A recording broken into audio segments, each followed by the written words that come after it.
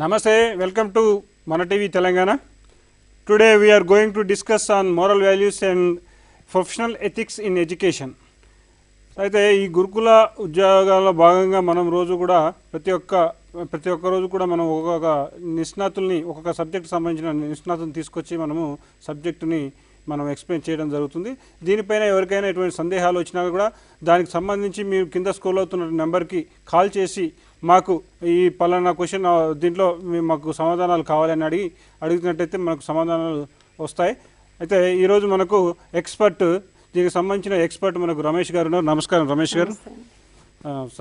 Sir మనకు ప్రధానంగా ఈ మోరల్ వాల్యూస్ అనేవి చాలా అంటే స్కూల్ ఏజ్లోనే అంటే మనకు మొదలు పెడితే తర్వాత మనకు ఎక్కడైనా కూడా మనకు వచ్చే అవకాశం ఉంటుంది. కాబట్టి మనం అసలు మోరల్ వాల్యూస్ అంటే ఏంటి, దీని పరిస్థితి ఒకసారి వివరించండి. ఓకే, తప్పకుండా. ఉపాధ్యాయులు దేశ నిర్మాతలు. పాఠశాలలో నుంచి దేశ భవిష్యత్తు రూపుదిద్దుకుంటుంది అని మనకి కొఠారి కమిషన్ నివేదించింది. అంటే ఉపాధ్యాయుడు ఎలా ఉంటాడో ఆ దేశం కూడా అలాగే ఉంటుంది అని జవహర్లాల్ నెహ్రూ కూడా మన రాజ్యాంగ ఆవిష్కరణ సందర్భంగా గుర్తు చేశారు. కాబట్టి దేశం యొక్క భవిష్యత్తుని, దేశం యొక్క దార్శనికతని ఉపాధ్యాయుడు తీర్చిదిద్దుతాడు అన్నది నిర్వివాదాంశం. కాబట్టి పాఠశాలల్లో నుంచి కొన్ని విలువలు పిల్లలకు అలవడేలాగా చేయడంలో పాఠశాల ప్రధానమైనటువంటి పాత్ర పోషించాలి. అయితే సమాజంలో ఒక మంచి పద్ధతిలో ఒక నడవడిక కలిగినటువంటి బాధ్యతాయుతమైనటువంటి పౌరులు తయారవ్వాలి అని అంటే ఆ తయారు చేసేటువంటి కేంద్రం పాఠశాల. కాబట్టి అక్కడ విలువలతో కూడినటువంటి విద్య ఉండడం అన్నది ఒక అవసరం అవుతుందన్నమాట. కాబట్టి విలువలు అని అన్నవి విద్యలో ప్రధానమైనటువంటి భాగంగా మనకు కనిపిస్తాయి. అలాంటి విలువల్ని కలిగినటువంటి విద్య ఉండడం ద్వారా సమాజం ఒక మంచి దిశ వైపుకు వెళ్ళడానికి అవకాశం వస్తుందండి. అందుకని విలువలతో కూడినటువంటి విద్య ఒక తప్పనిసరి అవసరం అన్నమాట. Okay sir. అయితే దీనిపైన మనకు ప్రధానంగా ఇప్పుడు మనం గురుకుల ఉద్యోగాలకు సంబంధించి మనం ఎటువంటి ప్రశ్నలు వస్తాయనే దాని మీద ఈ కాన్సెప్ట్లో చూద్దాం ఈరోజు. మనము ప్రధానంగా మనం అసలు వాట్ ఈజ్ వాల్యూ ఎడ్యుకేషన్ అనే దీని మీద వాల్యూ ఎడ్యుకేషన్ మీద చెప్పండి అసలు.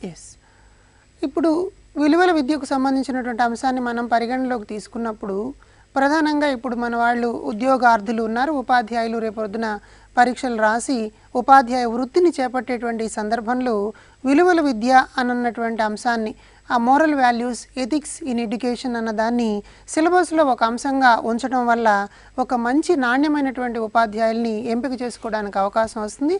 ఇలాంటి దాన్ని కూడా టీచర్ రిక్రూట్మెంట్ టెస్ట్ సిలబస్లో ఒక భాగంగా ఏర్పాటు చేసినందుకు ముందుగా ప్రభుత్వానికి ధన్యవాదాలు తెలియజేసుకుంటున్నాను.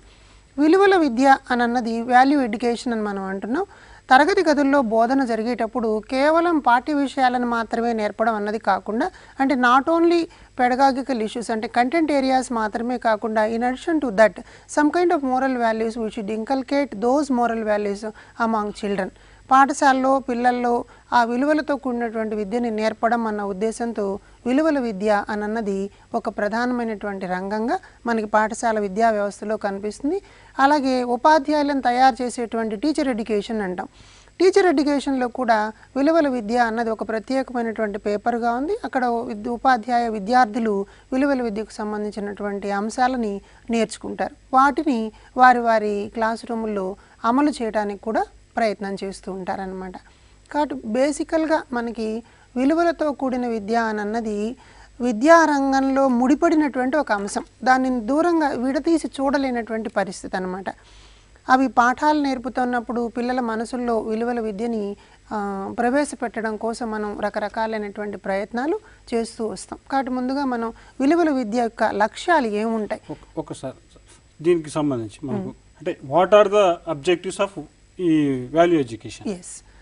ఆబ్జెక్టివ్స్ తెలుసుకోవడం అన్నది అవసరం. ఇప్పుడు పరీక్ష రాసేటువంటి రేపొద్దున ఉపాధ్యాయ అర్హత పరీక్షలు రాసేటువంటి ఉద్యోగార్థులందరూ కూడా విలువల విద్యకు సంబంధించినటువంటి ఆ ఆబ్జెక్టివ్స్ ఏమిటన్నది తెలుసుకోవాలి. ఒకసారి మనం స్క్రీన్ మీద చూసినట్లయితే to aid students in making correct choice and decisions the basic objective of including this particular value education correct choice, ఒక స్పష్టమైనటువంటి నిర్ణయాన్ని తీసుకోగలిగినటువంటి శక్తి పిల్లలకు అలవడుతుంది. అది చాలా అవసరం అన్నమాట. విలువ ఎప్పుడు ఉంటుంది అంటే ఆకస్మికమైనటువంటి సమయాల్లో కానివ్వండి, ప్రత్యేకమైనటువంటి సందర్భాల్లో కానివ్వండి, జీవితంలో ఒక నిర్ణయాన్ని తీసుకునే సందర్భంలో కానివ్వండి, students in making correct choice, ఒక మంచి ఎంపిక చేసుకోగలగడం అనేది నేర్పడం విలువల విద్య యొక్క ప్రధానమైనటువంటి ఆబ్జెక్టివ్. అట్లాగే to inspire them to choose their own personal, social, moral and spiritual values.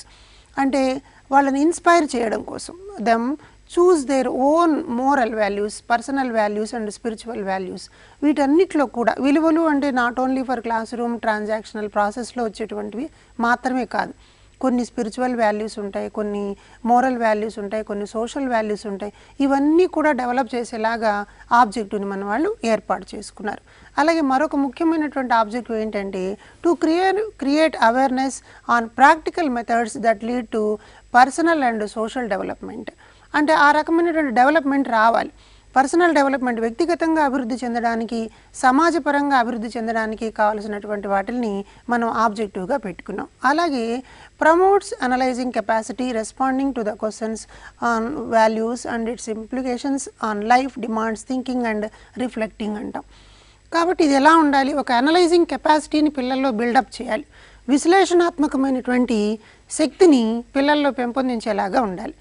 అంటే ఒక సందర్భంలో ప్రవేశపెట్టిన తర్వాత అక్కడ ఎదురయ్యేటువంటి వాటన్నిటిని కూడా విశ్లేషించుకుని దాని ఆధారంగా పిల్లలు ఒక నిర్ణయాన్ని తీసుకునేటట్టుగా ఉండాలి. అలాగే ఇట్ ఎన్హాన్సెస్ రైటింగ్ స్కిల్స్ అంటాం. అంటే వాటిని రైటింగ్ స్కిల్స్ని కూడా ఎన్హాన్స్ చేయడం కోసం ఒకవేళ అక్కడ ఫ్లూయెన్సీ ఉన్నా, అక్యురసీ ఉన్నా లేకపోయినా కూడా మనం దానిలో నుంచి వాళ్ళు రాస్తూ ఉన్నటువంటి సందర్భాల్లో నుంచి కూడా విలువల విద్యను పెంపొందించడం అన్నది ఒక ఆబ్జెక్టివ్గా మనకి కనిపిస్తుంది సార్. Okay sir. తర్వాత మనకు దీనికి సంబంధించి ఇంకా వాల్యూ ఎడ్యుకేషన్ ఇంకా అంటే బాగా విలువ ఉన్నటువంటి విద్య ఇంకా సంపూర్ణంగా బాగా రావాలంటే ఇంకా ఎటువంటి చర్యలు తీసుకోవాలి? అందుకే ఈ సందర్భంలో మనం విలువల విద్యకి కొన్ని లక్ష్యాలను మనం నిర్ధారించుకున్నప్పుడు బేసిక్గా మనకు కనిపించేది ఏంటి? ఒక ఆదర్శవంతమైన, ఒక ఉత్తమ నడవడిక కలిగినటువంటి పౌరుడుగా ఉండాలి. అలా ఎదిగేలాగా చేయడం ఈ విద్య యొక్క లక్ష్యం అని మనం అనుకున్నాం. అలాగే ఇక్కడ మరొక క్వశ్చన్ మనం చూసినట్లయితే why do we need value education? అసలు ఎందుకు మనకి వాల్యూ ఎడ్యుకేషన్ అవసరం ఉంది అన్నప్పుడు స్వామి వివేకానంద గారు చెప్పినటువంటి మాటని మనం దృష్టిలో ఉంచుకోవాలి.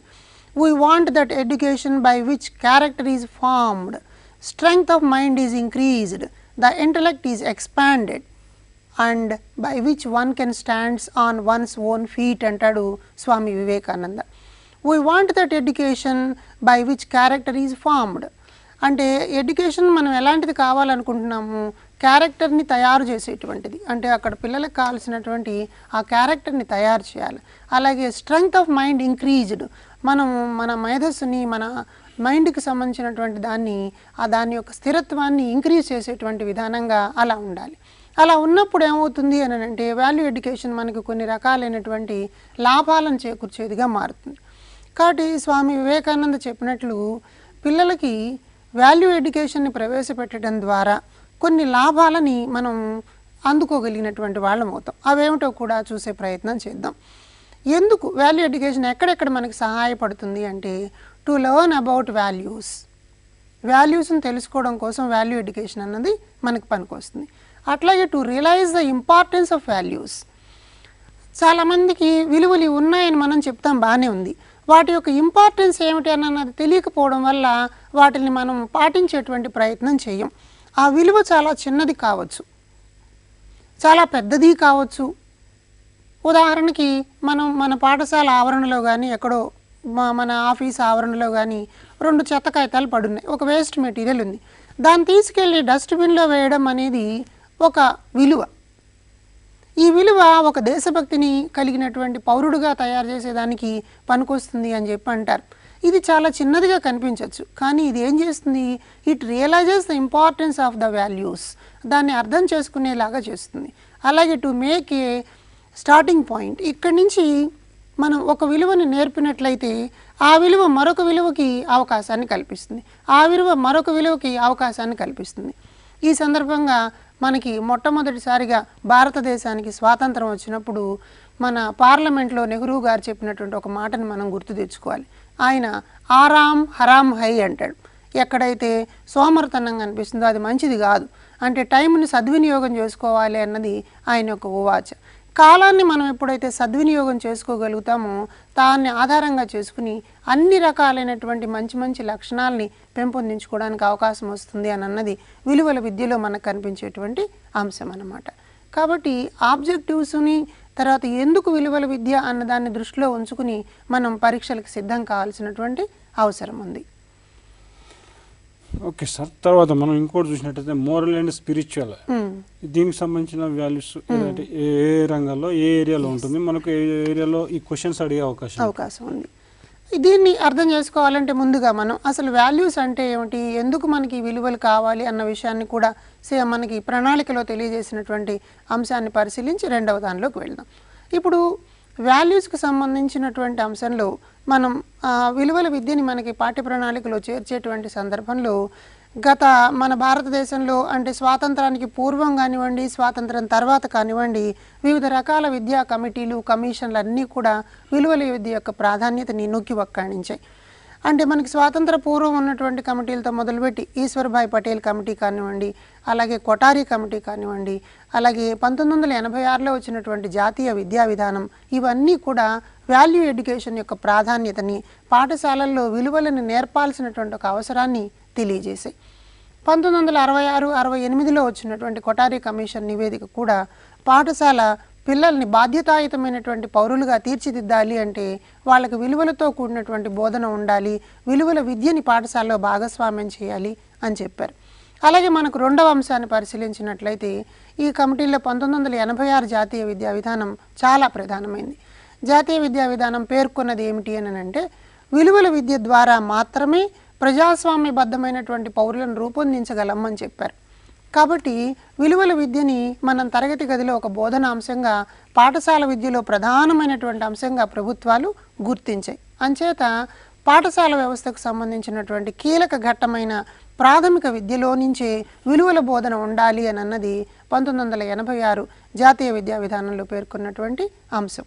ఆ తర్వాత మరొక ముఖ్యమైన అంశాన్ని మనం చూసినట్లయితే విలువల విద్యకు సంబంధించి మనకి 2005లో వచ్చినటువంటి జాతీయ విద్యా ప్రణాళిక చట్టం, నేషనల్ కరికులం ఫ్రేమ్వర్క్, భారతదేశంలో స్వాతంత్రానికి పూర్వము, స్వాతంత్రం తర్వాత విద్యారంగంలో అత్యంత స్పష్టమైనటువంటి దిశానిర్దేశం చేసేటువంటి అంశంగా నేషనల్ కరికులం ఫ్రేమ్వర్క్ 2005 అన్నది మన ముందుకు వచ్చింది. ఇదేం చేసింది అంటే పీస్ ఎడ్యుకేషన్ అన్నటువంటి ఒక భావనని ప్రవేశపెట్టింది.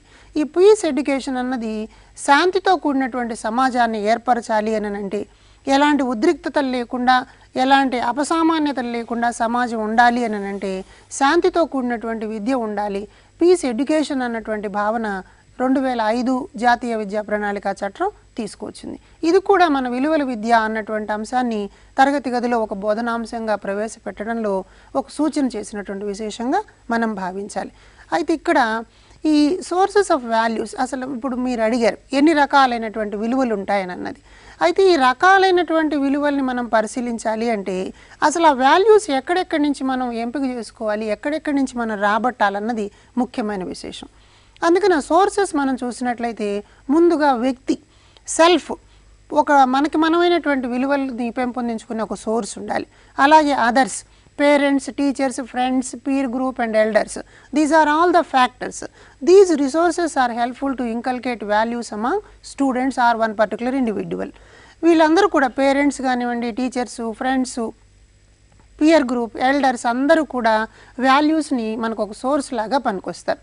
అలాగే విలువలు కలిగించాలి అని అంటే కొన్ని ఆర్గనైజేషన్స్, వ్యవస్థలు, సంస్థలు కూడా కొన్ని నియమాలని రూపొందించి వాటిని సమాజం పాటించేలాగా దిశానిర్దేశం చేస్తారు.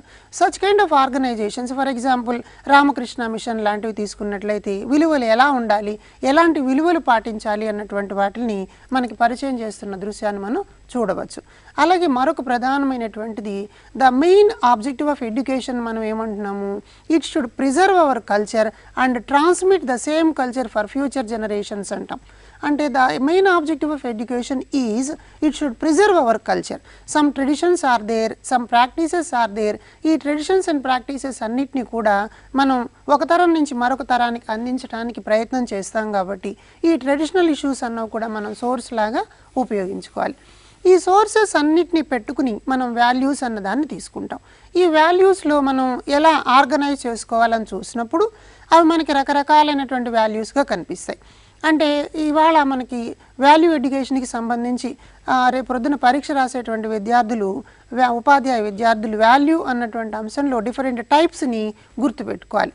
కొన్నేమో వ్యక్తిగతంగా ఉండేటువంటి వాల్యూస్ ఉంటాయి, అంటే పర్సనల్ వాల్యూస్ లాగా ఉంటాయి. కొన్నేమో ప్రొఫెషనల్ వాల్యూస్ లాగా ఉంటాయి. కొన్నేమో సోషల్ వాల్యూస్ ఉంటాయి. కొన్ని రిలీజియస్ వాల్యూస్ ఉంటాయి. కొన్ని ఇన్స్టిట్యూషనల్ వాల్యూస్ ఉంటాయి.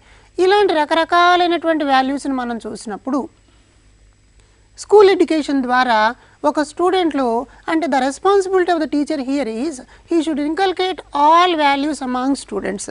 వన్ పర్టికులర్ ఇండివిజువల్ స్టూడెంట్లో సోషల్ వాల్యూస్ని ఎలా ప్రమోట్ చేయాలి, పర్సనల్ వాల్యూస్ని ఎలా ప్రమోట్ చేయాలి, అలాగే వీటన్నిటికన్నా మరొక ముఖ్యమైనటువంటిది కాన్స్టిట్యూషనల్ వాల్యూస్.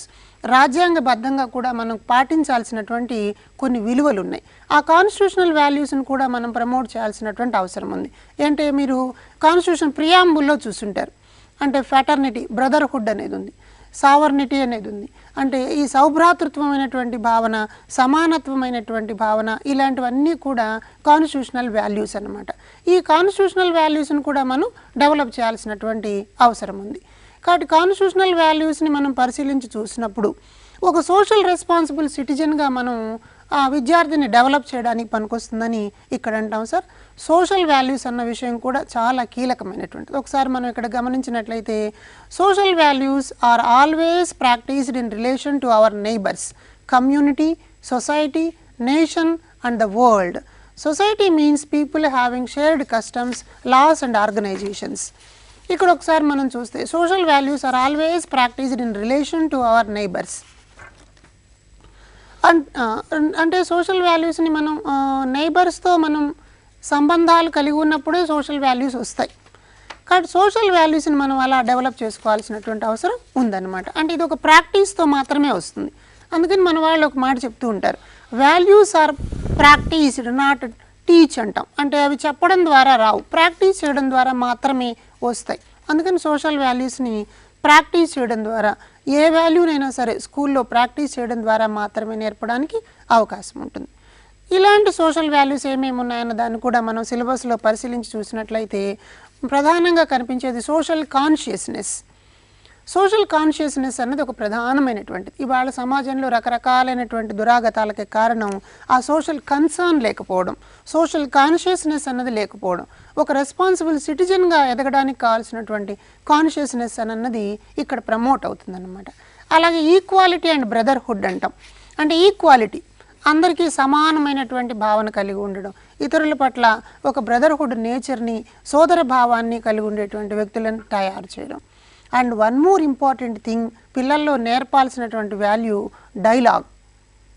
అంటే తన మనసులో ఉండేటువంటి భావాన్ని ఇతరులు ఆమోదించేలాగా చక్కని భాషతో, చక్కని భావంతో మాట్లాడగలగటం కూడా ఒక సోషల్ వాల్యూగా మనం పరిగణిస్తాం.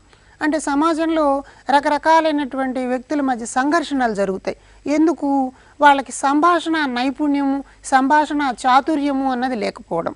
సంభాషణ నైపుణ్యం ఉన్నట్లయితే ఏం చేస్తాం, ఎదుటివారు చెప్పేటువంటి అభిప్రాయాలను ముందుగా మనం వింటాం. ఆ వినడం ద్వారా మనం ఏం చెప్పాలనుకున్న దాన్ని చెప్తాం, చెప్పే దాంట్లో ఒక స్పష్టత వస్తుంది. అలాగే టాలరెన్స్, ఈ టాలరెన్స్ కూడా ఒక కీలకమైనటువంటి సోషల్ వాల్యూ. అంటే ఆ టాలరెన్స్ కలిగి ఉండాలి మనం, అంటే ఊరికే ఉద్రేక పడిపోవడం కాకుండా. అందుకే పెద్దవాళ్ళు ఒక మాట చెప్తారు, ఏదైనా ఒక సందర్భం వస్తే you just respond not react అంటారనమాట. Just respond not react. ప్రతిదానికి మనం ఊరికి రియాక్ట్ అయిపోవడం అన్నది సరైనది కాదు. రెస్పాండ్ అవుతున్నాము అని అంటే we should take our own responsibility అని కూడా అక్కడ టాలరెన్స్లో మన వాళ్ళు చెప్తారు. అలాగే కోఆపరేషన్, ఇతరులతో కలిసి పనిచేయడం అని అన్నది, ఫ్రీడమ్ అని అన్నది, అలాగే రిపెండెన్స్, మేనేజ్మెంట్ క్వాలిటీస్ ఉన్నాయి, షేరింగ్ ఉంది, రెస్పాన్సిబిలిటీ ఉంది. ఇవన్నీ కూడా మనం సోషల్ వాల్యూస్గా భావిస్తుంటాం సార్.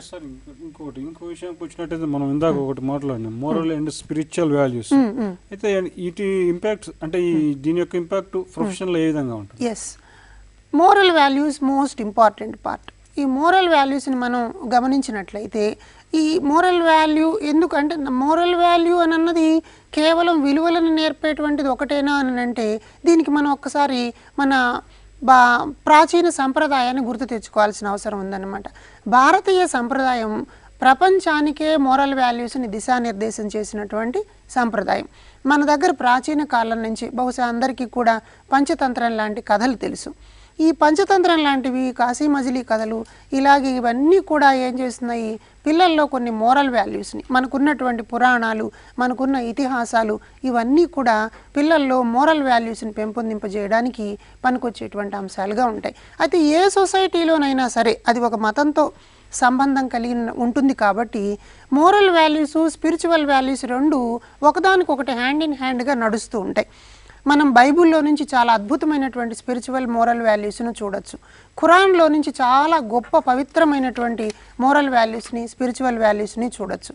కాబట్టి స్పిరిచువల్ వాల్యూని, మోరల్ వాల్యూని ముడిపెట్టి చూడాల్సినటువంటి ఒక సందర్భం కనిపిస్తుంది. అవి ఎందుకు పనికొస్తాయి అంటే related to the person's innate ability to share, help, be good and be detached. ఒక గుడ్ పర్సన్గా ఉండాలి, అలాగే బీ డిటాచ్డ్. మనం మోరల్ అంటే ఏమన్నాం, ప్రతి దాని మీద ఒక ప్రత్యేకమైన అభిమానాన్నో ప్రేమనో పెంచుకున్నప్పుడు దాన్ని వదిలిపెట్టి వెళ్ళలేక చాలా రకాల తప్పులు చేయడం అన్నది జరుగుతుంది. అంటే ఉదాహరణకు ఒక తండ్రికి కొడుకు అంటే చాలా ఇష్టం అనుకోండి. ఆ తండ్రి ఒక పెద్ద స్థాయిలో ఉన్నటువంటి అధికారి అయితే కొడుకుకి ఏదో ఒక రకంగా దానికి సంబంధించినటువంటి ఫలితాలను ఇచ్చేటువంటి ప్రయత్నం చేస్తాడు. అంటే ఇక్కడ వాల్యూ నుంచి డీవియేషన్ మనకు కనిపిస్తుంది. బీ గుడ్ అన్నారు, ఒక మంచి వ్యక్తిగా ఉండాలి. ఆ సేమ్ టైం బీ డిటాచ్డ్, అంశాల మీద అతి ఎక్కువ మమకారాన్ని పెంచుకోవడం మంచిది కాదని చెప్పి చెప్తారు. అలాగే helps to be same in pleasure are pain, ఇది చాలా ఇంపార్టెంట్ మోరల్ వాల్యూ. అయితే మోరల్స్ మనం చెప్తే ఇవి మోరల్ వాల్యూ లాగే కనిపిస్తాయి, ఇంప్లిమెంట్ చేసే దగ్గర ఏమవుతుంది? Helps to be same in pleasure and pain. ప్లెజర్గా ఉన్నప్పుడు, ఆనందంగా ఉన్నప్పుడు ఎలా ఉంటామో పెయిన్ ఉన్నప్పుడు కూడా అలాగే ఉండాలి అని అంటాం. ఇందుకోసం రేపు ఎగ్జామ్లో ఇలాంటి ప్రశ్న మిమ్మల్ని అడగచ్చు. ఈ ప్లెజర్ అండ్ పెయిన్ని సేమ్గా చూడడం కోసం పాఠశాల వ్యవస్థలో ఏర్పరిచినటువంటి కార్యక్రమం ఏమిటి అని అడిగారు అనుకోండి. పాఠశాలలో ఎలాంటి కార్యక్రమాన్ని అమలు చేస్తారు అన్నప్పుడు నిర్మోహమాటంగా మనం అక్కడ సమాధానం ఎంపిక చేసుకోవాల్సింది ఏంటంటే ఆటలు. ఆటలు అని అన్నవి పిల్లలకి జయాపజయాలను పరిచయం చేస్తాయి. అంటే ఓడిపోవడాన్ని, గెలవడాన్ని, గెలుపుని ఆస్వాదించడాన్ని, ఓడిపోవడాన్ని అంగీకరించడాన్ని కూడా మనకి ఈ ప్లెజర్ అండ్ పెయిన్ని ఈక్వల్గా చూసేటువంటి వాల్యూని డెవలప్ చేయడం కోసం స్కూల్ సిస్టంలో అలాంటి మోరల్ వాల్యూస్ మనకు కనిపిస్తాయి. కాబట్టి మోరల్ వాల్యూస్లో డిటాచ్మెంట్ అన్న దాన్ని మనం ఒక కీలకమైనటువంటి అంశంగా అనుకున్నాం. అలాగే ఫెయిత్, నమ్మకం కలిగి ఉండదు అనుకున్నాం. లాయల్టీ, నిజాయితీగా ఉండడం అనుకున్నాం. అలాగే నాన్ వైలెన్స్, అహింసతో ఉండడము, ఒబీడియన్స్ కలిగి ఉండడము ప్రధానమైనటువంటి అంశాలుగా మనం మోరల్ అండ్ స్పిరిచువల్ వాల్యూస్లో పరిశీలిస్తాం. కాబట్టి ఈ మోరల్ అండ్ స్పిరిచువల్ వాల్యూస్లో మరొక ముఖ్యమైనటువంటి అంశంగా మనం ఏం చెప్పచ్చు అంటే ప్రేయర్, ప్రార్థన అన్నది కూడా మోరల్ వాల్యూస్లో ఒక ప్రధానమైనటువంటి భాగం. ఇక్కడ మనం యోగా తరగతి గదులు వాళ్ళ పాఠశాలల్లో అమలు చేస్తున్నటువంటి సందర్భాన్ని జత చేసుకోవాలి. ఎందుకు యోగా, ధ్యానము అన్నవి ఉంటాయి అని అంటే మనసుని ఏకాగ్రతతో ఉంచుకోవడానికి, అలాగే సృజనాత్మకంగా ఆలోచించడానికి, అలాగే మానసికమైనటువంటి దృఢత్వం కలిగి ఉండడానికి ఈ ప్రేయర్ లాంటి అంశాలు కూడా మనం మోరల్ వాల్యూస్లో ఒక భాగంగా చెప్తాం. మీరు రిషే వ్యాలీలో ఉండేటువంటి విద్యా విధానాన్ని గమనిస్తే అక్కడ పిల్లలు ప్రతిరోజు సాయంత్రం పూట ఒక గుట్ట మీదకి ఎక్కుతారు. అక్కడికి ఎక్కి సూర్యాస్తమయాన్ని కాసేపు నిశ్శబ్దంగా కూర్చుని పరిశీలిస్తారు. అంటే ఈ పరిశీలన ఒక ధ్యానం లాంటిది. ఈ ధ్యానం ఏం చేస్తుంది, వ్యక్తికి ఒక ఏకాగ్రతని పెంపొందించేటువంటి మనిషిగా తీర్చిదిద్దుతుంది. కాబట్టి పాఠశాల వ్యవస్థల్లో ఈ భావాన్ని పెంపొందించడానికి ప్రవేశపెట్టినటువంటి అంశమే స్కూల్ అసెంబ్లీ అంటాం. పాఠశాల అసెంబ్లీలో ఇలాంటివన్నీ వస్తాయి. ఒక ఫెయిత్ గురించి, లాయల్టీ గురించి, నాన్ వైలెన్స్ కానివ్వండి, ఒబీడియన్స్ కానివ్వండి, ప్రేయర్ కానివ్వండి, ఇవన్నీ కూడా పాఠశాల అసెంబ్లీ ద్వారా మోరల్ వాల్యూస్, స్పిరిచువల్ వాల్యూస్ని ఇంకల్కేట్ చేయడం అన్నది జరుగుతుంది. అలాగే భాష పుస్తకాలు, ఈ భాష పుస్తకాల్లో నుంచి కూడా మనం వాల్యూస్ని ఇంకల్కేట్ చేస్తాం. ఒక్కసారి మనం గమనించినట్లయితే values are code of behaviour to be followed in the workplace or professional అన్న, ఇది ప్రొఫెషనల్ పరమైనటువంటి వాల్యూస్ గురించి ఇప్పుడు మనం గమనిద్దాం. అంటే వృత్తిపరమైనటువంటి అంశాలు ఎలా ఉండాలి, ఈ వాల్యూస్ని దృష్టిలో పెట్టుకుని చూసినప్పుడు వృత్తిపరమైనటువంటి ప్రదేశంలో ఉండాల్సినటువంటి విలువలు వేరే ఉంటాయి. అంటే పాఠశాలలో నుంచి విద్యార్థి ఒక బాధ్యత కలిగినటువంటి పౌరుడుగా ఎదిగి వృత్తిలోకి వచ్చాడు అనుకుందాం. వృత్తిపరమైనటువంటి ప్రదేశంలో ఎలాంటివి ఉండాలి? ఈ సందర్భంలో ఉపాధ్యాయ విద్యార్థులు దృష్టిలో ఉంచుకోవాల్సింది ప్రొఫెషనల్ వాల్యూస్ అని అనగానే రేపొద్దున ఉపాధ్యాయుడిగా ఒక పాఠశాలలో నియమింపబడతాడు. అక్కడ ఒక ప్రధానోపాధ్యాయుడు, సహాధ్యాయులు వీళ్ళందరూ కూడా ఉంటారు. వీళ్ళందరితో ఎలా కలిసిమెలిసి ఉండాలి, అలాగే విద్యార్థులు ఉంటారు, విద్యార్థుల తల్లిదండ్రులు ఉంటారు. ఈ తల్లిదండ్రులతో ఎలాంటి సంబంధాలని ఏర్పాటు చేసుకుని ఉండాలి. అందుకని ప్రొఫెషనల్ వాల్యూస్ అన్నవి కూడా చాలా ప్రధానమైనటువంటివి. అంటే వర్క్ ప్లేస్లో మనిషి సాటిస్ఫాక్షన్తో ఉండాలన్నా, బాధ్యతాయుతంగా పనిచేయాలన్నా, పని పట్ల ఏకాగ్రత కలిగి ఉండాలన్నా తప్పనిసరిగా మనం కొన్ని రకాలైనటువంటి ప్రొఫెషనల్ వాల్యూస్ని తెలుసుకోవాలి. అయితే ఇవి ఎలా ఉంటాయి అని అంటే కొన్నేమో స్కిల్ బేస్డ్ ప్రొఫెషనల్ వాల్యూస్ ఉంటాయి, కొన్నేమో మైండ్ బేస్డ్ ప్రొఫెషనల్ వాల్యూస్ ఉంటాయి, కొన్ని బిహేవియర్ బేస్డ్ ప్రొఫెషనల్ వాల్యూస్ ఉంటాయి, కొన్ని ఫిజిక్ బేస్డ్ ప్రొఫెషనల్ వాల్యూస్ ఉంటాయి. అంటే ఇక్కడ స్కిల్ బేస్డ్ ప్రొఫెషనల్ వాల్యూస్ మనకి చాలా ఇంపార్టెంట్. ఒక టీచర్గా రాణించాలి అని అంటే he should mastery over the content. ఒక మంచి టీచర్గా ఉండాలి అంటే he should have sound knowledge in particular content. అప్పుడు కాంపిటెన్సీ వస్తుంది మనకి, దాని మీద మనకు ఒక మంచి ఎఫిషియన్సీ వస్తుంది. కంటెంట్ ఎఫిషియన్సీ లేకపోతే teacher should not teach anything, చెప్పకూడదు అంతే. ఎందుకని? కంటెంట్ మీద మాస్టరీ లేనప్పుడు పిల్లలకు వచ్చేటువంటి సందేహాలని నివృత్తి చేయగలిగినటువంటి శక్తి టీచర్ దగ్గర ఉండదు. అందుకని ప్రొఫెషనల్ వాల్యూస్లో కీలకమైనదిగా స్కిల్ బేస్డ్ వాల్యూ అని అంటారు. అంటే అక్కడ ఒక కాంపిటెన్సీని కలిగి ఉండాలి, అలాగే ఎఫిషియన్సీ కూడా ఉండాలి. రెండవది మనం చూసినట్లయితే మైండ్ బేస్డ్, ఇది చాలా ఇంపార్టెంట్. ప్రొఫెషనల్ వాల్యూస్లో ఇది చాలా ఇంపార్టెంట్. ఇవాళ రేపట్లో వర్క్ ప్లేస్లో ఎక్కడైనా సరే వన్ పర్టికులర్ టీచర్ చాలా మంచిగా గుర్తింపబడ్డాడు అని అంటే కారణం మైండ్ బేస్డ్ వాల్యూస్ని కలిగి ఉండడం. మైండ్ బేస్డ్ వాల్యూస్ కలిగి ఉన్న వాళ్ళలో కాన్ఫిడెన్స్ చాలా ఎక్కువగా ఉంటుంది. కాన్ఫిడెన్స్ ఎప్పుడు ఉంటుంది? కంటెంట్ మీద గ్రిప్ ఉన్నప్పుడు ఉంటుంది. కంటెంట్ మీద గ్రిప్ ఉన్నది అని అంటే he should easy to express his ideas. కాబట్టి చాలా కాన్ఫిడెన్స్గా ఉంటాడు, చెప్పగలుగుతాడు. అలాగే డివోషన్ ఆన్ టు డ్యూటీ, అంటే వృత్తి పట్ల ఒక డివోషన్, ఒక పవిత్రమైనటువంటి అంశంగా వాళ్ళు భావిస్తారు. అందుకే మన వాళ్ళు ఒక కొటేషన్ కూడా చెప్తారు, డ్యూటీ ఈజ్ డివోషన్. అంటే డ్యూటీలోనే అదే ఒక డివైన్ పార్ట్ అనుకోవాలి, అదే ఒక పవిత్రమైనది అని భావించాలి. వృత్తి పట్ల అలాంటి లక్షణం ఎప్పుడైతే మనం పెంపొందించుకుంటామో అప్పుడు వృత్తికి పూర్తి స్థాయిలో మనం న్యాయం చేయగలిగినటువంటి వాళ్ళుగా కనిపిస్తాం. అయితే ఇది ఒక్కటి సరిపోదు, మనకొక్కడికి ఇండివిజువల్గా వృత్తి పట్ల మంచి లక్షణం ఉంది అని అనుకుందాం, అదొకటి సరిపోదు. అక్కడ చాలామంది సహాధ్యాయులు ఉంటారు, కొంతమంది కో టీచర్స్ ఉంటారు, అలాగే పేరెంట్స్ ఉంటారు. వీళ్ళందరితో కూడా కలిసి పనిచేసేటువంటి ఒక టీమ్ స్పిరిట్ అన్నది చాలా అవసరం. ఆ టీమ్ స్పిరిట్ ఉండడం అన్నది చాలా అవసరం. కాబట్టి సహాధ్యాయులతో ఎలా కలిసిమెలిసి ఉండాలి, ఇలాంటి టీమ్ స్పిరిట్ ఆధారంగా చేసుకుని మనకు ఒక మెథడాలజీ కూడా కనిపిస్తుంది. దాన్ని మనం టీమ్ టీచింగ్ అంటాం, బృంద బోధన. స్కూల్లో ఒక కాన్సెప్ట్ని టీచర్లు బోధించాలి అన్నప్పుడు ఆ పర్టికులర్ పార్ట్కి సంబంధించి 2-3 టీచర్లు కలిసి ఒక అంశాన్ని పిల్లలకి తెలియజేయాల్సి వస్తుంది. ఉదాహరణకి ఎకలాజికల్ కండిషన్స్ అండ్ క్లిమాటిక్ సిచ్యువేషన్స్ ఉన్నాయనుకోండి, ఈ క్లిమాటిక్ చేంజెస్ ఉంది, మీరు ఎల్నినో లాంటి అంశాన్ని చెప్పాలనుకోండి. చెప్పాలంటే ఒక సైన్స్ టీచర్ వల్ల అది సాధ్యం కాకపోవచ్చు. ఒక మ్యాథ్స్ టీచర్ సపోర్ట్ని, ఒక సోషల్ టీచర్ సపోర్ట్ని కూడా అక్కడ తీసుకుని మనం చెప్పాల్సి ఉంటుంది. అలాగే స్కూల్ యానివర్సరీ లాంటి ఒక ప్రోగ్రామ్ కండక్ట్ చేస్తాం. ఇక్కడ ఒక టీచర్గా మనకు ఒక బాధ్యతని ఇస్తారు, ఇతరులకు కూడా అలాంటి బాధ్యతలు ఇస్తారు. అంచేత అక్కడ టీమ్ స్పిరిట్ అన్నది చాలా ఇంపార్టెంట్ రోల్ ప్లే చేస్తుంది. అలాగే ఇంకొక ముఖ్యమైనటువంటి టీచర్కి ఉండాల్సినటువంటి అంశం ఈ వాల్యూస్లో ఒక ఓపెన్నెస్ ఉండాలి, అంటే యాక్సెప్టెన్సీ అంటారు. ఇవాళ NCF 2005 ఒక మెథడాలజీని మన ముందుకు తీసుకొచ్చింది, దాన్ని రిఫ్లెక్టివ్ ఓరియంటెడ్ పెడగాగి అంటాం. అంటే let the students to reflect his own ideas on this particular concept. అంటే రిఫ్లెక్ట్ కావడానికి ఒక అవకాశం కనిపించాలి. Let the student to explain his ideas, let the student to say something about this particular content. అందుకని ఒక openness, అంటే పిల్లలు చెప్పేదాన్ని కూడా రిసీవ్ చేసుకోవాలి. అందుకని మెథడాలజీలో ఏమంటారంటే acceptance is the best methodology అంటారు. Let the student to accept, వాడిని స్టూడెంట్ని యాక్సెప్ట్ చేయనివ్వాలి, స్టూడెంట్ చెప్పేదాన్ని టీచర్ కూడా యాక్సెప్ట్ చేయనివ్వాలి.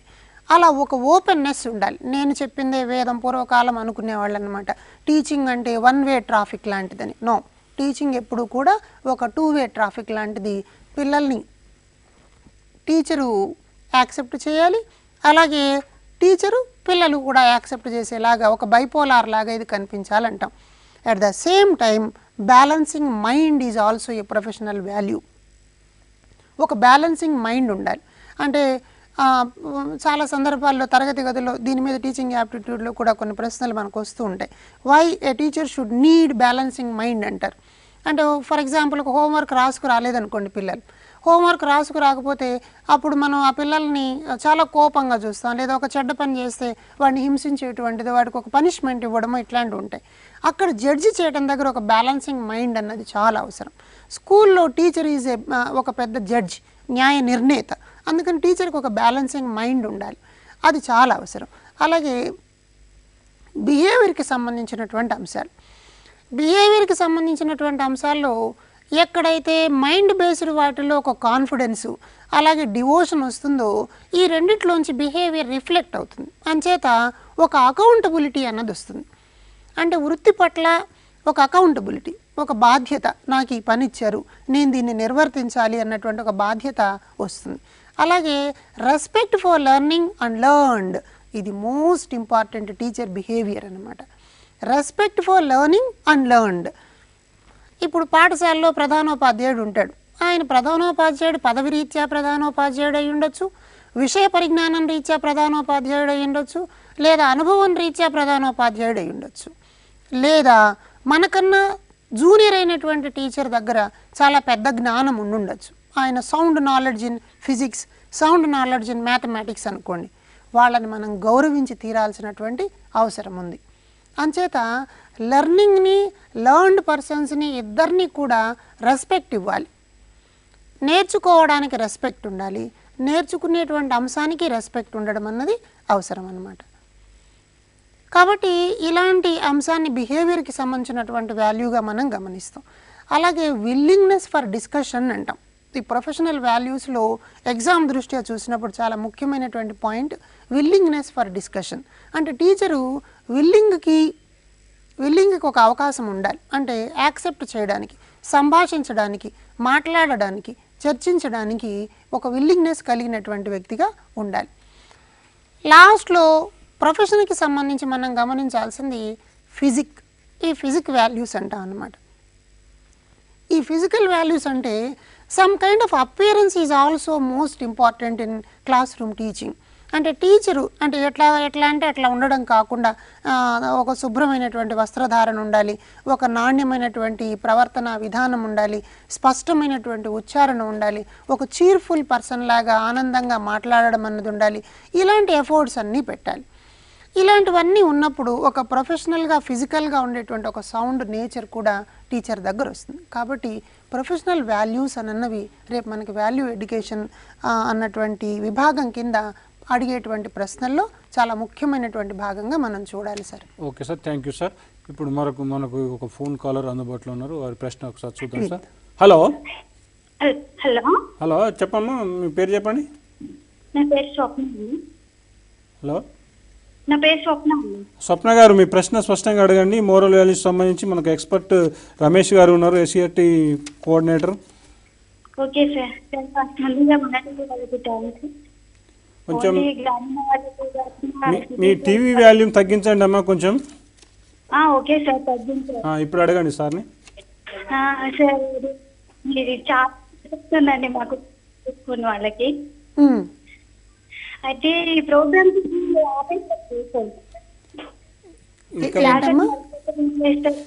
మీ టీవీ వాల్యూమ్ పూర్తిగా తగ్గించి అడగండి అమ్మా, స్పష్టత లేదు. ఒకసారి ఇప్పుడు మాట్లాడండి మంచిగా.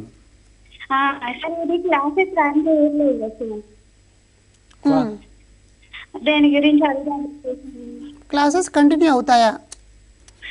అదే సార్. మళ్ళీ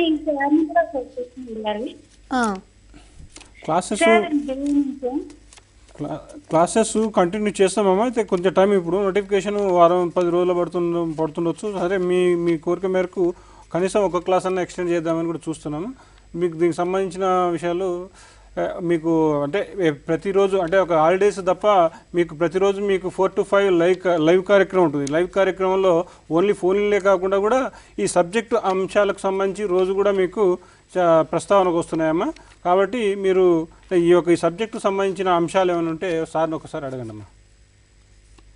okay right, thank you sir. మళ్ళీ నెక్స్ట్ మనం ఇంకోటి చూసినట్టయితే individual values and group values అనేది మనకు ఒకటి ఉంది. What are the individual and group values? Yes, ఇప్పుడు మనం వాల్యూస్కి సంబంధించినటువంటి వర్గీకరణని మొదట్లోనే మనం పరిశీలించి చూసాం. వాల్యూస్ అన్నవి మనకి ఇట్లా స్పిరిచువల్ వాల్యూస్ లాగా ఉన్నాయి, అలాగే వ్యక్తికి సంబంధించినటువంటి వాల్యూస్ లాగా కనిపిస్తున్నాయి, లేకపోతే కమ్యూనిటీ పరమైనటువంటి వాల్యూస్ లాగా కనిపిస్తున్నాయి. ఇట్లా డిఫరెంట్ సెక్షన్స్ని మనం ఐడెంటిఫై చేసుకుంటూ వచ్చాం. ఇలాంటి సందర్భాల్లో వ్యక్తికి సంబంధించినటువంటి విలువని మనం మాట్లాడుకున్నట్లయితే కేవలం ఒక వ్యక్తికే విలువ ఉంటే సరిపోతుందా అంటే ఈ వ్యక్తికి విలువ ఉండడం ద్వారా వ్యవస్థకి ఏమైనా లాభం ఉంటుందా అన్న విశేషాన్ని పరిశీలించినప్పుడు బిహేవియరల్ వాల్యూస్ని మనం ఇంకొక రకంగా కూడా క్లాసిఫై చేసి చూడడానికి వీలవుతుంది అనమాట. అంటే ఒక గుడ్ మేనర్స్ ఉంటుంది, that are need to make our life successful and joyous అంటాం. చాలా సక్సెస్ఫుల్గా లీడ్ చేయాలి అని అంటే లైఫ్ని కొన్ని రకాలైనటువంటి ఇండివిజువల్ వాల్యూస్ని మనం పొందాలి, అలాగే గ్రూప్ వాల్యూస్ కూడా కలిగి ఉండడం అన్నది అవసరం అన్నమాట.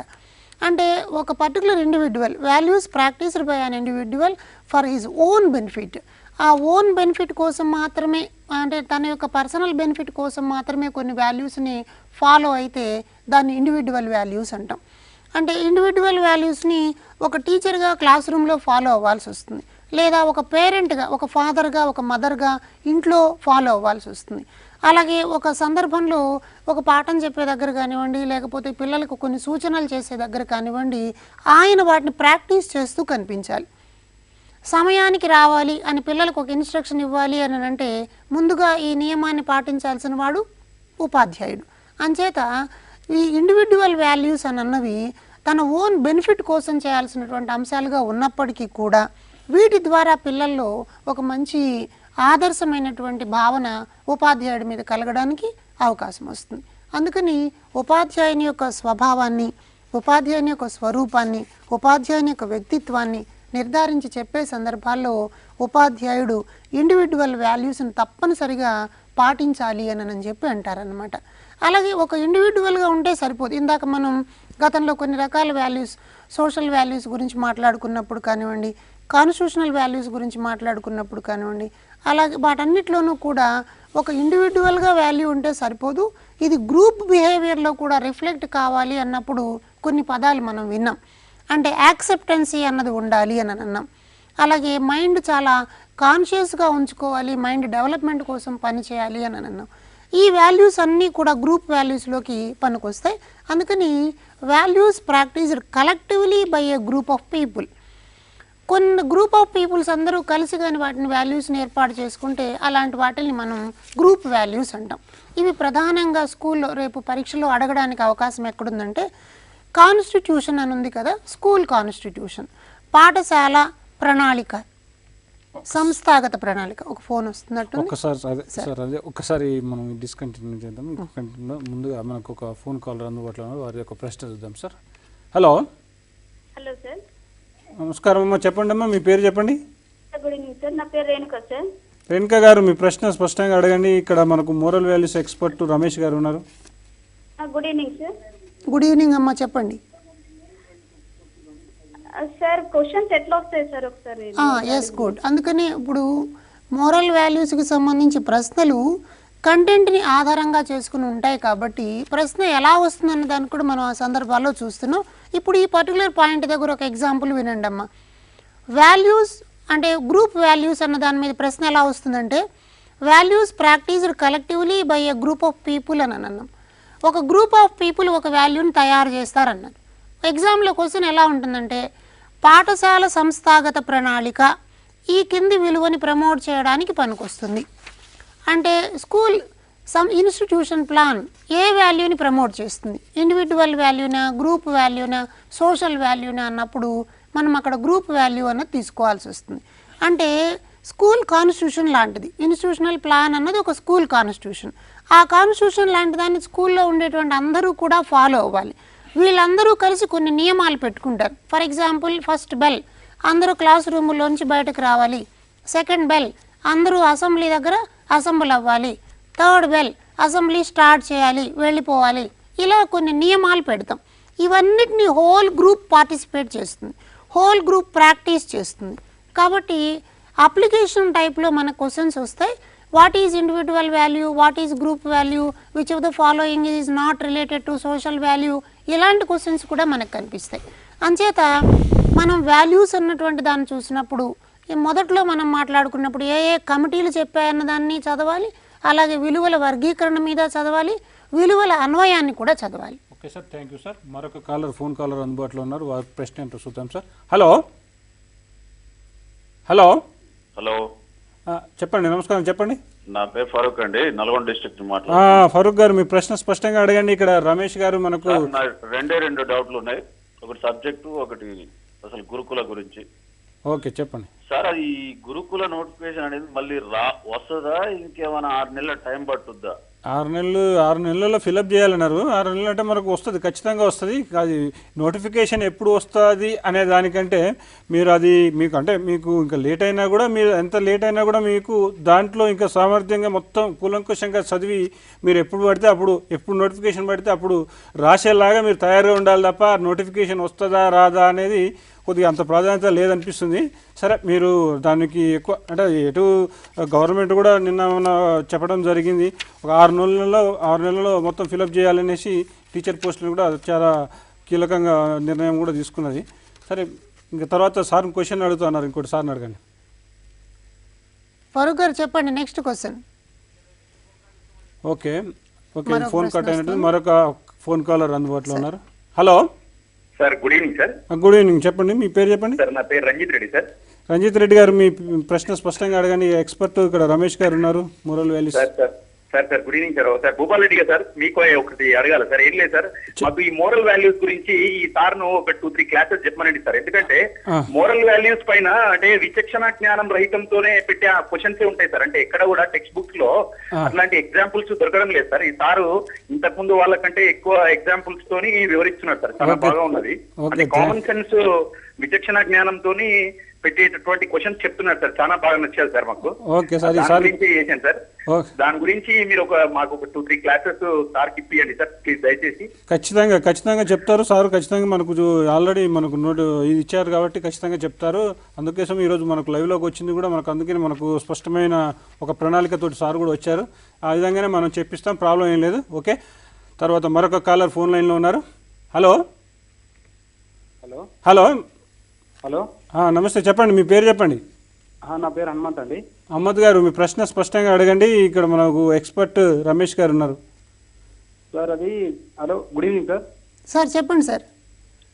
సార్ అది ఈ మారల్ వాల్యూస్కి సంబంధించి మార్కెట్లో మనకి ఏదైనా ఒక బుక్ ఉందా సార్, ఆథరైజ్ మామూలుగా చదువుకోవడానికి, ఇప్పుడు గురుకుల గారికి చదువుకోవడానికి ఏదైనా బుక్ అవైలబిలిటీ ఉందా మనకి? ఎస్, మంచి ప్రశ్న. ఇప్పుడు మనకి మోరల్ వాల్యూస్కి సంబంధించి మెథడాలజీకి డిఎడ్ సిలబస్లో ఈ మధ్య కాలంలోనే డిఎడ్ సిలబస్లో ఇంక్లూడ్ చేశారు కాబట్టి DEd text book Telugu Academy release చేసినటువంటి బుక్ మీకు దొరికే అవకాశం ఉంది. అంతే తప్పక ప్రత్యేకంగా మోరల్ వాల్యూస్కి సంబంధించి విడిగా ఉండేటువంటి పుస్తకాలు అయితే అందుబాటులో లేవు. అయితే మీరు నెట్ కానివ్వండి, స్లెట్ కానివ్వండి, ఇలాంటి ఎగ్జామ్స్కి సంబంధించినటువంటి సందర్భాల్లో మోరల్ వాల్యూస్ కూడా సిలబస్లో భాగంగా ఉంది కాబట్టి ఆ రెఫరెన్స్ మెటీరియల్లో నుంచి మీరు కొన్ని ముఖ్యమైనటువంటి అంశాలను తీసుకోవచ్చు. Okay sir, thank you sir. తర్వాత మనకు ఇంకా కంటిన్యూషన్ ప్రాసెస్లో మనకు individual values and group values కొంచెం మిగిలిపోయినవి, రెండు వివరించండి సార్. ఈ individual values and group values మీద కూడా మనకి ఎగ్జామ్లో క్వశ్చన్ రావడానికి అవకాశం ఉంది కాబట్టి we should know something about these particular things. For example, individual values అంటే మనం ఏమనుకున్నాం, ఒక పర్సనల్ బెనిఫిట్ కోసం ఒక వ్యక్తి డెవలప్ చేసుకునేవనుకున్నాం. At the same time whole group ఒక సిస్టమ్ కానీ దాన్ని తీసుకుంటే అలాంటి దాన్ని గ్రూప్ వాల్యూ అనుకున్నాం అనమాట. అంటే ఇండివిజువల్గా ఉండేటువంటి వాటిలో good manners at the home and out side అన్నాం. ఇలాంటి అంశం మీద రేపు ఎగ్జామ్లో ఒక క్వశ్చన్ వస్తుంది. అంటే తరగతి గదిలోకి వెళ్ళగానే ఉపాధ్యాయుడు విద్యార్థులు బాగున్నారా అని కానీ, hi children how are you అని కానీ, లేదా ఒక చీర్ఫుల్ స్మైల్తో పిల్లల్ని పలకరించడం కానీ, ఇవన్నీ చేయడం ద్వారా ఒక గుడ్ మేనర్స్ని, ఒక ఇండివిజువల్ వాల్యూని టీచర్ ఫాలో అవుతాడనమాట. తద్వారా ఏమవుతుంది, ఒక మంచి ర్యాపో పిల్లలకి ఉపాధ్యాయుడికి మధ్యన ఒక మంచి సంబంధం, ఒక గుడ్ రిలేషన్షిప్ ఎస్టాబ్లిష్ కావడానికి అవకాశం వస్తుంది. అలాగే understanding the role of religion. ఈ కొంత మనం ఇట్లాంటి ఇండివిజువల్ వాల్యూస్ని కొన్ని రిస్ట్రిక్షన్స్ కూడా కొన్ని సందర్భాల్లో కనిపిస్తాయి. అయితే అది వ్యక్తి స్వేచ్ఛకు సంబంధించింది కాబట్టి అలా అండర్స్టాండ్ చేసుకుని ఉండాలి ద రోల్ ఆఫ్ రిలీజియన్ అన్నది. అట్లాగే ఫెయిత్ ఉండాలి, ట్రూత్ఫుల్నెస్ అన్నది, అట్లాగే పేట్రియాటిజం అన్నది, టాలరెన్స్, నాన్ వైలెన్స్, ఇవన్నీ కూడా మనం ఇండివిజువల్గా ఉండేటువంటి వాల్యూస్గా చెప్తాం. అంటే ఒక విశ్వాసం ఉండాలి. ఫెయిత్ అన్న దాని మీద ఎగ్జామ్లో క్వశ్చన్ రావడానికి ఒక అవకాశం ఉంది. అంటే ఇప్పుడు for example some childrens are lagging behind, కొంతమంది నేర్చుకోవడంలో వెనుకబడి ఉంటారు. ఈ పిల్లలు ఇలాగే ఉండిపోతారా, వీళ్ళకి ఎప్పటికైనా చదువు వస్తుందా? అది ఒక ఫెయిత్ పిల్లల మీద ఉండాలి. మనకు కొన్ని రకాల అజంప్షన్స్ అండ్ బిలీవ్స్ అంటూ ఉంటారు. కొన్ని అజంప్షన్స్ ఉన్నాయి డౌన్ ట్రాడెన్ సెక్షన్కి సంబంధించి, అలాగే కొన్ని నిమ్న వర్గాలకు సంబంధించినటువంటి పేరెంట్స్కి చదువు మీద అవగాహన ఉండదు కాబట్టి వాళ్ళ పిల్లలకు కూడా చదువు రాదు అని అన్నది ఒక భావన మన దగ్గర ఉంటుంది. That is not the right value.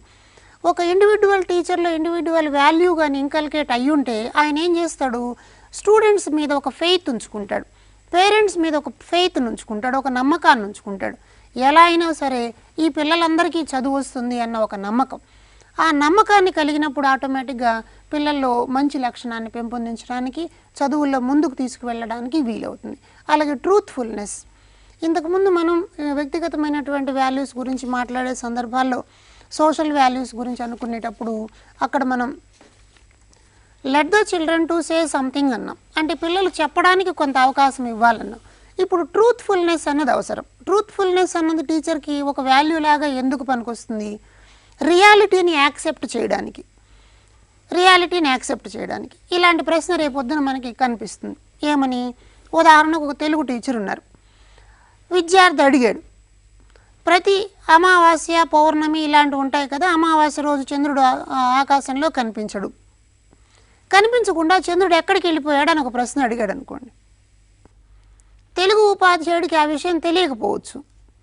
A teacher అయితే ట్రూత్ఫుల్నెస్ అన్నటువంటి వాల్యూని కలిగి ఉంటాడో ఆయన దాన్ని నిర్మోహమాటంగా అంగీకరించాలి. నాకు ఈ విషయం తెలియదు, మనం దీన్ని కలిసి తెలుసుకునే ప్రయత్నం చేద్దాం, లేదా సోషల్ ఉపాధ్యాయుడిని అడిగైనా తెలుసుకుందాం అన్నటువంటి ఓపెన్నెస్ అన్నది అవసరం అన్నమాట. సరే సార్, మన దీంట్లో మధ్యలో డిస్టర్బెన్స్ అవుతుంది. ఈ యొక్క ఫోన్ కాల్ తీసుకుందాం సార్. హలో సార్, చెప్పండి అమ్మా, మీ పేరు చెప్పండి. మీ జ్యోతి సార్, నల్గొండ. జ్యోతి గారు, మీ ప్రశ్న అడగండి స్పష్టంగా. ఇక్కడ రమేష్ గారు ఎస్సీఆర్టీ కోఆర్డినేటర్ ఉన్నారు, అడగండి. Sir good evening sir. నమస్తే అమ్మా, జ్యోతి గారు చెప్పండి. సార్, ఇది న్యూ సబ్జెక్ట్ కదా సార్, నాకు టాపిక్ తెలియదు కదా సార్, ఎట్లా ఏ విధంగా ప్రిపేర్ అవ్వచ్చు, ఏ బుక్స్ ఎక్కడ దొరుకుతాయి సార్? ఎస్, గుడ్ అమ్మా. లాస్ట్లో నేను ఆ విషయాన్ని చెప్తాను. ప్రస్తుతం మనం సిలబస్ గురించి, కాన్సెప్ట్స్ గురించి మాట్లాడుకుంటున్నాం. ఇప్పుడు మీరు అడిగేసారు కాబట్టి వెంటనే ఇప్పుడే ఆ అంశాన్ని చెప్తాను. ఇప్పుడు సిలబస్ అన్నది మనకి డిఎడ్లో వాల్యూ ఎడ్యుకేషన్ అనేది ఒక సబ్జెక్ట్గా పెట్టారు కాబట్టి తెలుగు అకాడమీ వాళ్ళు దాన్ని డెవలప్ చేశారు. దాన్ని మీరు ఆ మెటీరియల్ని వాడుకోండి. అలాగే రకరకాల రిసోర్సెస్, ఇది స్పెసిఫిక్గా ఇదే ఉంటుంది అని చెప్పి ఒక పాఠ్యపుస్తకంలాగా ఇది ఒక్కటే రిసోర్స్ మన దగ్గర ఉంది. ఇక మార్కెట్లో వేరు రకాలైనటువంటి మెటీరియల్ ఉంటాయి, వాటిని ఉపయోగించుకుని మీరు ప్రాక్టీస్ చేయడానికి ప్రయత్నం చేయండి. అయితే ఒకటి, మెటీరియల్ యొక్క వ్యాలిడిటీ ఏమిటన్నది చూసుకోండి.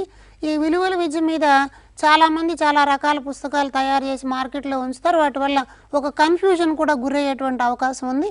దీనిలో అభ్యర్థులు ఒక విఘ్నతతో వ్యవహరించండి. It is better to depend on Telugu academy and DEd syllabus.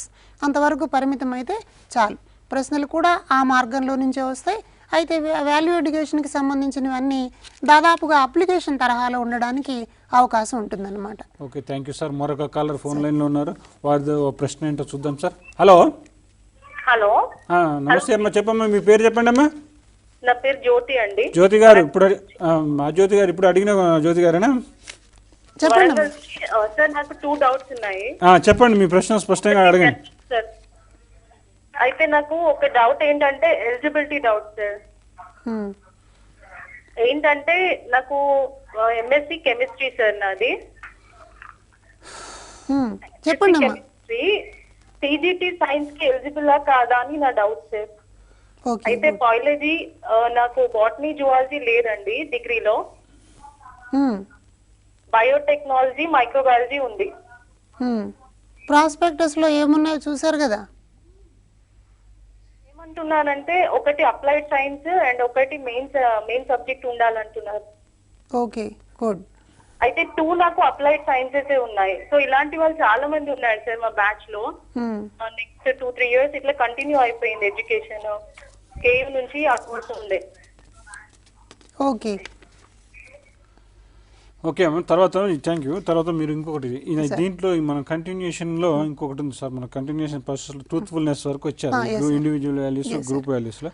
ఆ తర్వాత ప్యాట్రియాటిజం ఇవన్నీ చెప్పండి. ఎస్, ఈ ట్రూత్ఫుల్నెస్ అని అన్న దాన్ని మనం గమనిస్తే ఒక పిల్లల్ని అంగీకరించడం, ఎప్పుడైతే టీచర్ తన ఓపెన్నెస్ కనిపిస్తుందో, ట్రూత్ఫుల్గా ఉంటాడో, ఆటోమేటిక్గా అటువైపు నుంచి కూడా ఆ బిహేవియర్ అన్నది వస్తుంది.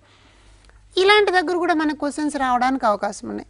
క్లాస్ రూమ్లో పిల్లలు అబద్ధాలు ఎందుకు చెప్తారు? తప్పు చేసిన తర్వాత ఒకడిని అడిగితే వాడు నేను చేయలేదని అంటాడు. ఎందుకు ఇలాంటి సందర్భం వస్తుంది అన్నప్పుడు ఇండివిజువల్ వాల్యూ టీచర్ దగ్గర కానీ కనిపిస్తే, టీచరు తను ట్రూత్ఫుల్గా ఉండగలిగితే ఇదే సందర్భం పిల్లల్లో కూడా రిఫ్లెక్ట్ అవుతుంది. కాబట్టి they should also follow the same type of behaviour. అంటే టీచర్ ఒక పెద్ద రోల్ మోడల్. పిల్లలకి టీచర్ తప్పక వేరే రకపు రోల్ మోడల్ ఉండరు. అందుకని ఇండివిజువల్ వాల్యూస్ అన్న టీచర్లో చాలా స్పష్టంగా కనిపించాల్సినటువంటి అవసరం ఉంటుంది. అలాగే టాలరెన్స్. ఈ టాలరెన్స్, ఒక సహనం మన దగ్గర ఉండాలి. దాన్ని సహనం ఉండడం అన్నది వచ్చినప్పుడు ఏమవుతుంది, పిల్లలు నేర్చుకోలేకపోవడంలో వచ్చినటువంటి ఆటంకాలని అర్థం చేసుకోవడానికి అవకాశం వస్తుంది. There are so many obstacles in learning process. The actual experiential orbit of the student is not same for all. One student comes from one particular family, other students from another family. The family background of these students are very different from each other. So teacher should have certain kind of tolerance. He should accept the language of the student. He should accept the behavior of the student. Then only students should participate in the teaching learning process. ఇది రావాలి అని అంటే టీచర్కి ఒక tolerance అని అన్నది ఉండాలి, ఒక సహనం ఉండాలి, కొంచెం సేపు ఓపిక పట్టడం అని అన్నది ఉండాలి. ఇది ఉన్నప్పుడు ఆటోమేటిక్గా లెర్నింగ్ ప్రాసెస్ సక్సెస్ఫుల్గా నడుస్తుంది అనమాట. అంటే మోరల్ ఎడ్యుకేషన్, మోరల్ వాల్యూస్ అన్నవి in what way they are directly influence in teaching learning process అని అన్నది ఇండివిజువల్ వాల్యూస్ దగ్గర మనం చూస్తాం. At the same time non violence, ఇది మోస్ట్ ఇంపార్టెంట్. ఎందుకంటే ఇవాళ ఆర్టీఈ యాక్ట్ మన దగ్గరకు వచ్చింది. దాంట్లో చట్టంలో ఏం చెప్తున్నారు, కార్పోరల్ పనిష్మెంట్ అంటే స్కొలాస్టిక్ పనిష్మెంట్, స్కూల్ లెవెల్లో శిక్షణ, దండన అన్నది అంగీకార యోగ్యం కాదు అని చట్టం చేశారు. మనకి ఆర్టీఈలో ఉండేటువంటి సెక్షన్ 19, సెక్షన్ 23 ఇలాంటి వాటిలో మనం పిల్లలు ఎలా నేర్చుకోవాలి, ఏమి నేర్చుకోవాలన్నటువంటి విషయాలను చెప్పారు. అలాగే పిల్లలను దండించడం, శిక్షించడం అన్నది నేరం అని కూడా అన్నారు. కాబట్టి నాన్ వైలెన్స్ బిహేవియర్ టీచర్లో ఉంటే, అహింసా ధోరణి అన్నది కానీ టీచర్లో ఉంటే ఈయన పిల్లల్ని హింసించడానికి, కొట్టడానికి ముందుకు రాకుండా ఉంటాడనమాట. మరొక ఫోన్ కాలర్ అందుబాటులో ఉన్నారు. హలో, అయితే ఇంకొక 5 నిమిషాల్లో మనకు 5 నిమిషాలకు సంబంధించి మనం ఈ 5 నిమిషాల్లో స్పష్టంగా దీనికి సంబంధించి మాట్లాడదాం సార్. ఈ individual groups and group values అయిపోయినాయి సార్. దాని తర్వాత మనం ఇంకో విషయం ఏంటంటే what is the value of inculcation. ఇది ఒక 5 నిమిషాలు. Value education that includes in education. ఎందుకు వాల్యూ ఎడ్యుకేషన్ని దాంట్లో ఇంక్లూడ్ చేస్తాం మనం? How to inculcate values in our school system.